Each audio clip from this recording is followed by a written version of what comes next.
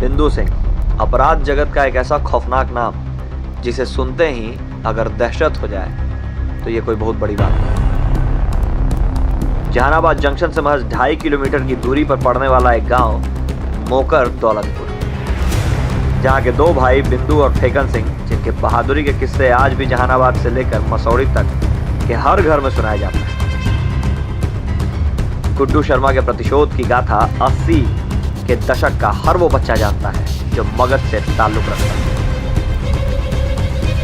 बिंदु सिंह अपराध जगत का एक ऐसा नाम जिसको सुनते ही राजधानी के लोगों की नींदें हराम हो जाती हैं। उसका एक फोन बड़े से बड़े डॉक्टर,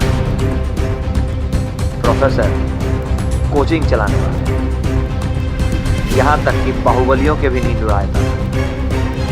वो पहला बाहुबली जिसमें 14 वर्ष तक राजधानी को अपने कब्जे में रखा। सरकार चाहे किसी की भी आई, इसके अपराध के सिलसिले रुकने का नाम नहीं।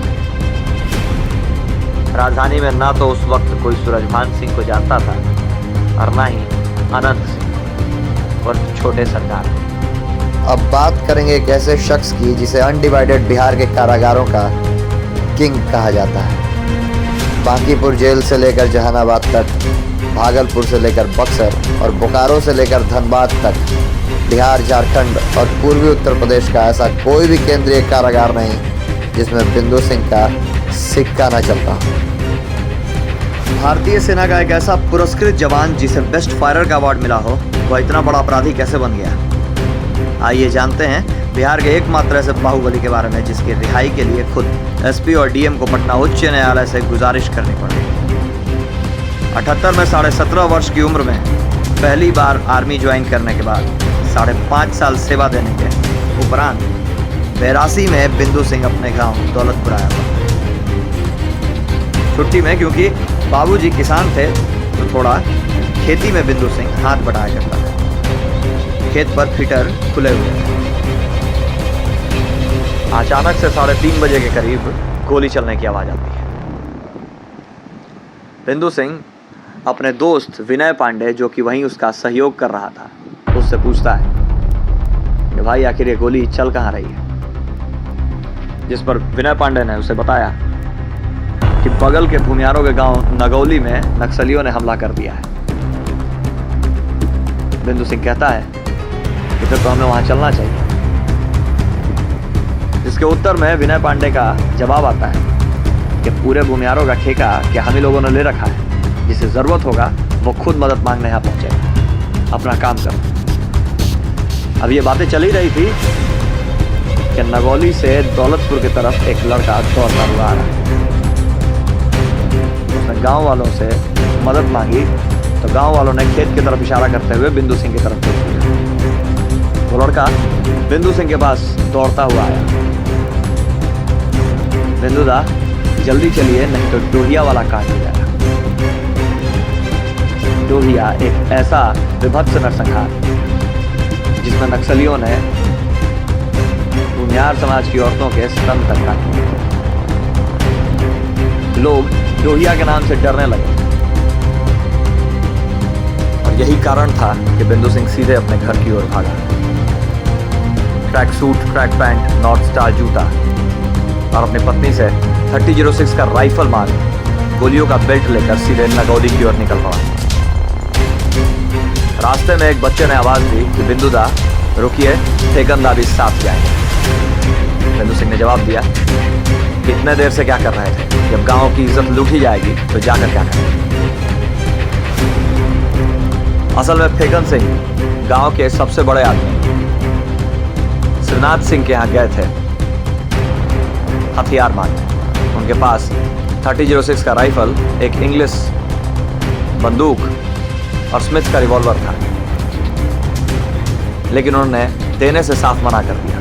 गांव वाले भी मिन्नतें करते रहे, लेकिन श्रीनाथ सिंह ने अपने हथियार बिंदु सिंह को नगौली ले जाने के लिए नहीं दिए।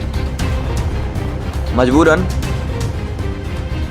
फेकन सिंह अपने भाई को अकेला जाता देखते रहे गांव वालों के साथ, लेकिन कोई अच्छा हथियार न होने की वजह से मदद नहीं कर पाए। बिंदु सिंह जब नगौली पहुंचा, नक्सलियों की नज़र पहले ही उस पर पड़ चुकी थी। एक नाद पर पोजीशन लेकर मात्र 50 राउंड गोलियों से 3.5 घंटे तक नक्सलियों का सामना करता रहा।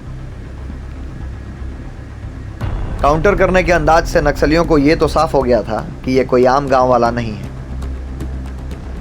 बिंदु सिंह ने 550 मीटर दूर पर ही नक्सलियों को रोक रखा था। इसी बीच कुछ वर्दी में लोग बिंदु सिंह की ओर नगौली की तरफ दौड़ते हुए दिखाई प्रतीत हुए। बिंदु सिंह ने बिना सोचे 2 राउंड गोलियां उनके ऊपर चला दी, जिस पर गमछे का सिग्नल देते हुए उन लोगों ने इशारा किया।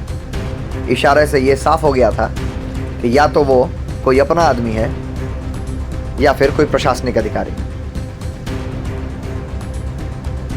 करीब पहुंचते ही उन लोगों ने बिंदु सिंह को गिरफ्तार कर लिया। असल में अपने 6 पुलिसकर्मियों के साथ डीएसपी तिवारी गांव की ओर भागते आ रहे थे।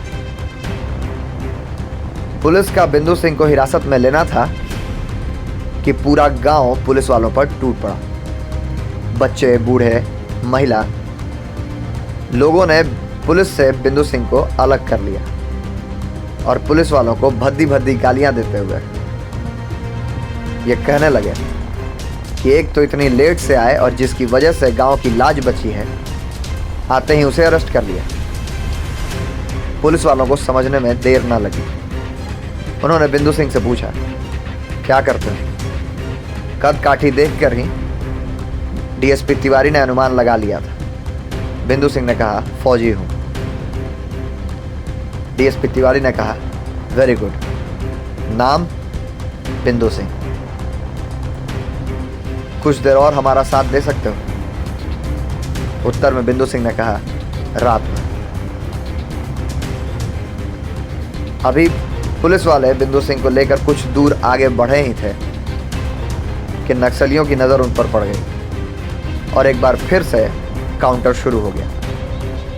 लगभग 2.5 घंटे चले इस मुठभेड़ ने नक्सलियों को विनय नाम के उस व्यक्ति जिसे उन्होंने अगवा कर लिया था, उसे छोड़कर भागने पर मजबूर कर दिया।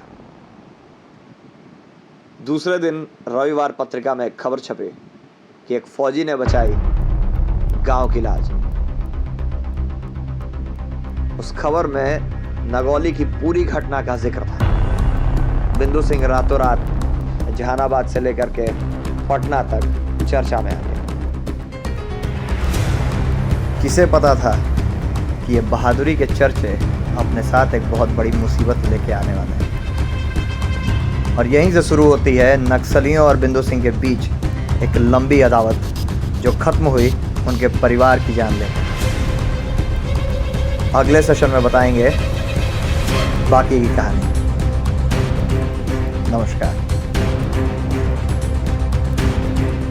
किसे पता था कि ये बहादुरी के चर्चे अपने साथ एक बहुत बड़ी मुसीबत लेके आने वाले हैं। और यहीं से शुरू होती है नक्सलियों और बिंदु सिंह के बीच एक लंबी अदावत, जो खत्म हुई उनके परिवार की जान लेकर। अगले सेशन में बताएंगे बाकी की कहानी। नमस्कार।